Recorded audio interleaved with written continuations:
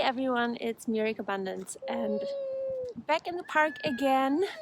A little bit freezing, but we're rolling with it.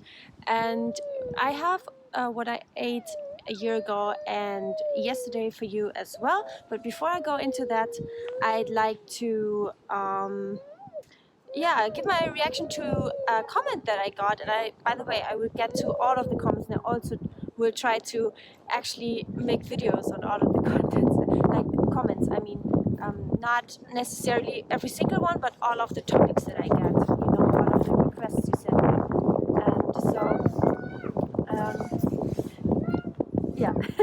And this one.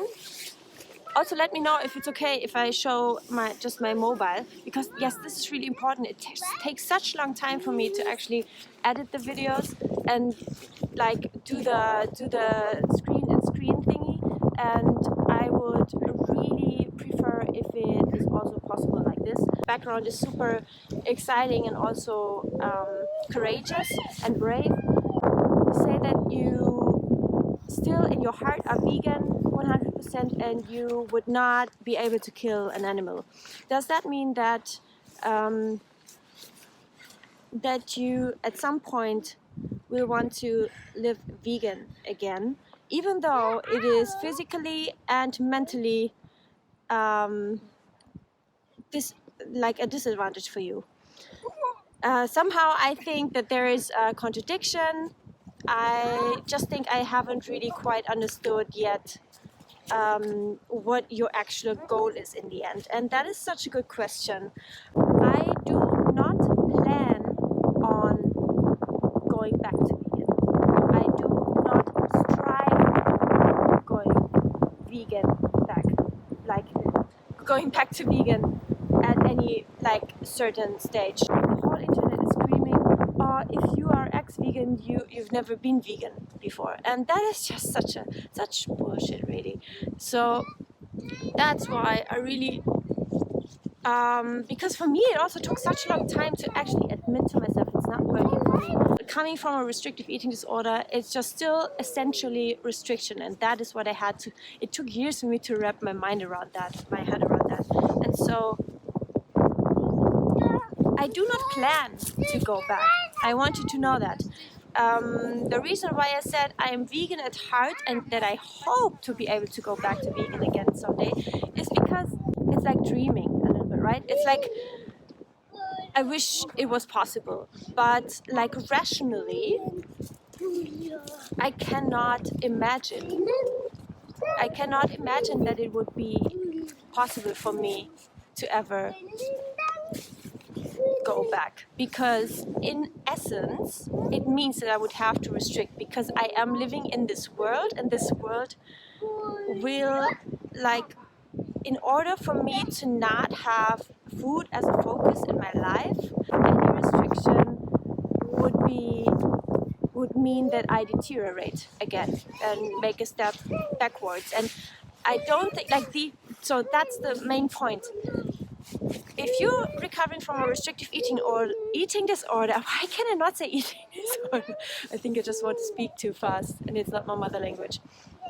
The main goal of eating disorder recovery is to be without restriction for the rest of your life. It's not just temporary. So that's the thing. It's not just, okay, for now I'm not going to be vegan and then later, in 1 year I'm going to go back. That's not what I plan on. And so I hope you get the difference between hoping and wishing, but not actually, not seeking it out, not striving for it. I don't know if I will ever be able to, and I seriously kind of doubt it, to be honest, if I think about it very factually and realistically, because no restriction has to be for the rest of your life. So yeah, let's go into what I ate a year ago. So, and sorry for all of the noises, but it's not my park. So let me know if this is fine to show you the photos like this. It would be of such a big help for me. Never mind the fingers I have, because I know they are yellow and like the circulation is really, this is another really big topic that I'm going to talk about. That's a topic for itself, and I'm going to talk about that. It's Raynaud syndrome, but it's like a circulation problem that I got because of undereating. Actually, you will see it throughout the year when it started, and it was super bad. My circulation was so bad, and so many people suffer from it, but they don't know that it has to do with energy deficit. Let me know if you have the symptom too. So it doesn't even work. So no. I had the coffee. It's again the Dandy blend, but with plant milk again. Super much a fear food of mine back then, and this is me having the coffee. And so that was the thing. I was really enjoying it, but also kind of a little bit abusing it, because I loved having a big cup of fluid before I had a breakfast, because it made me feel a little bit safer, because it made me feel like I would be fuller sooner, right? And that made it easier for me to eat challenging foods. But you know, that's not, you should not abuse drinks and fluid like that. I don't do that anymore. Like, but that was kind of, you can see here, I was kind of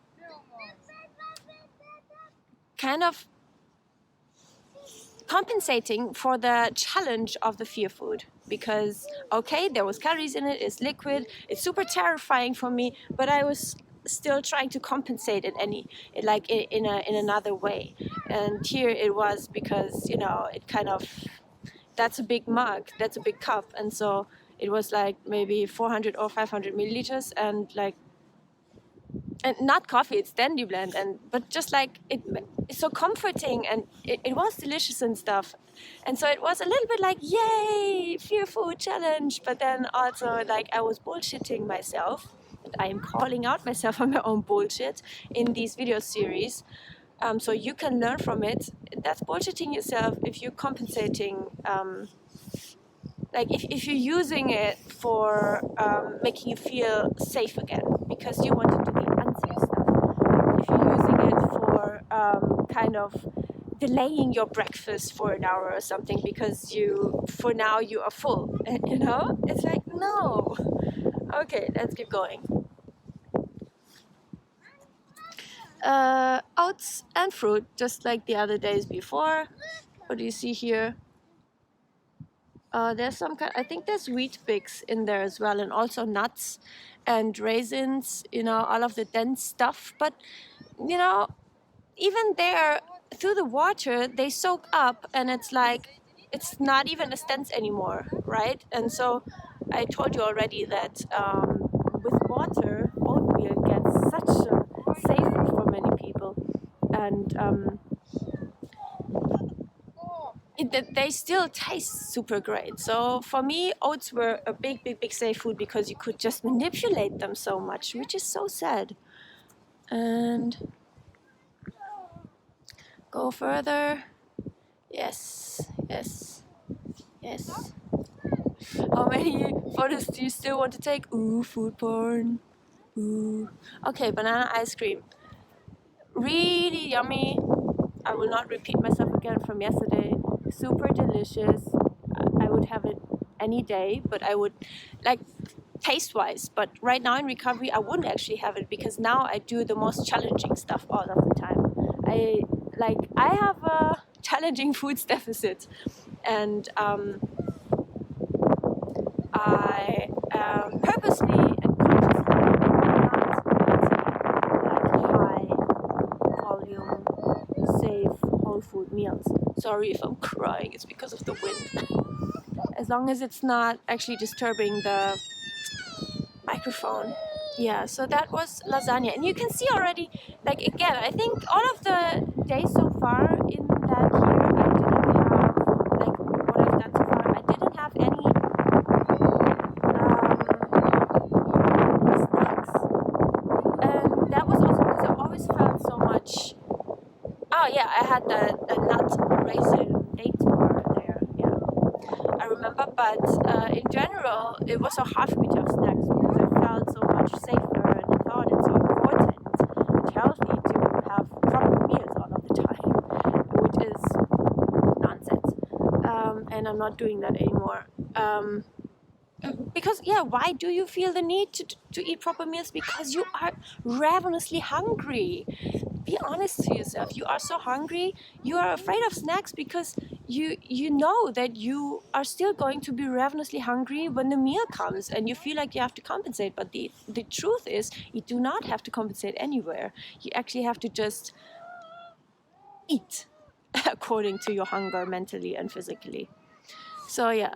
Another lasagna, another day, another lasagna. It was a big pot that my husband made. Delicious. It was such a fear food back then for me. But I couldn't cope with it without the obligatory. I have no idea how to pronounce it. Portion of vegetables, because it made me feel safer. I was challenging myself, always made steps every day, but still so afraid, and still kind of helping myself with other foods to actually cope with it better. Yes, I made it super nice. Yep. Okay, so this is what I ate yesterday, and it is coffee. My husband made it for me. So cool, with the heart on it. He's very sweet.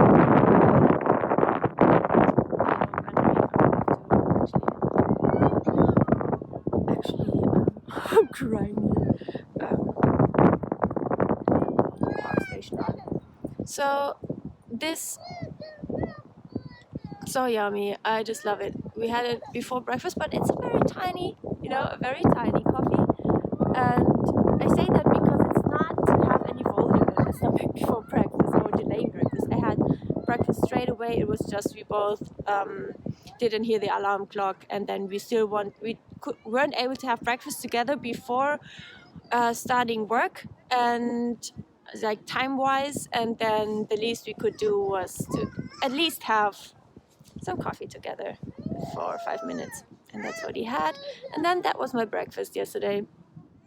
4 bread slices. I just go by feeling how hungry I feel. I can always stop and eat something later, I always just make a combination of everything I feel like. And but the thing is, when I started recovery half a year ago, this would not even be close to what I wanted. It would maybe not even be half of it, right? I would just eat. I would never get full mentally and satisfied mentally. I was like a bottomless pit, really. And I will make a video on extreme hunger as well, because I got a lot of comments about that. Give it a thumbs up if you are thankful for that, because these videos take such a heck of a lot of work. And yeah, there's also a link in my info box to my Patreon page. I would be super grateful if anyone would feel called to support me financially for what I do here, because actually I spent my whole day making these videos and editing and uploading and all of that stuff. So it's all for free. So if you feel inclined to do that, I would be very grateful. So it's butter on there. It's actually the plant oil and Kerrygold butter thing, like the combination. I don't know, it doesn't even matter, but it's this one. Then there's bacon, there's egg, like what I didn't prepare these, my husband made it a few days ago. And then there's Nutella, and there's quark, and jam. Yeah. Woo, I'm freezing again. Oh gosh, it's like 5 degrees Celsius, and my hand is actually super. Yeah, these fingers, by the way, they got fat, if you want. Like, I mean it. It's because of the circulation, not because they are fat. Don't get me wrong, but I'm missing the right word here. Thicker, like a little bit pumped up.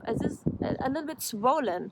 These two, and you will see in photos throughout the year how it was when it was the worst. It's so much better and it doesn't hurt anymore. I couldn't even do the finger like this.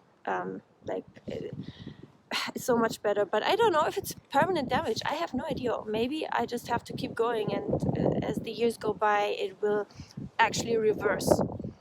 So, yeah, super yummy.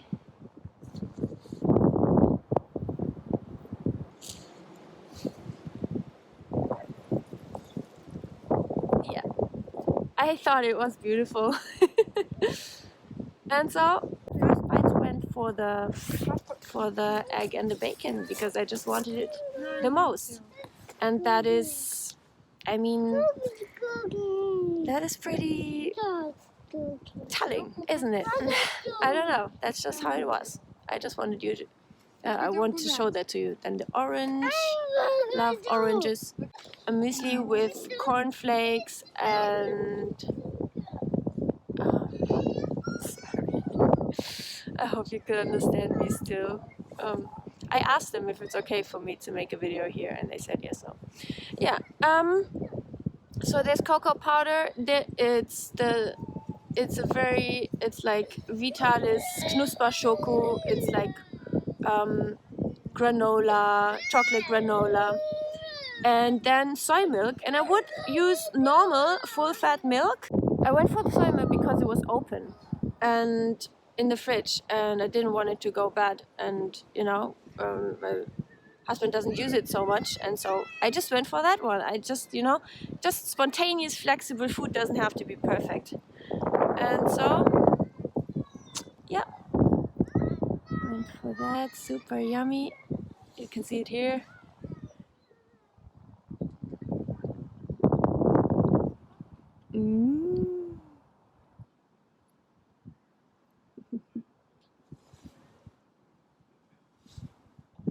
Next one. I actually had this quark. It's Vanillekipferl flavor. I love Vanillekipferl, so I had to get it. Yummy, yummy. Oh, my hands fall off. And I also had a pear. These are the ingredients of the quark. Then we had another decaf in the afternoon. My husband made one and he asked me if I wanted one, and I wanted one, so I said yes. And that is just so great to join in and just be spontaneous for these things. So nice. And then I had these later on in the day. I had pizza, the other half of the pizza that I had the day before, the chicken kebab style pizza. We keep going with iceberg lettuce for the crunch. So yummy. Yeah, there's actually, I think it's sheep's cheese, goat cheese on top. Yep. And then, before I went to bed, I was feeling like a Haagen-Dazs, like some ice cream. And I see beetroot, and this is such a random combination, but it's just, I thought this sounds so well together, and I love the idea of having these both.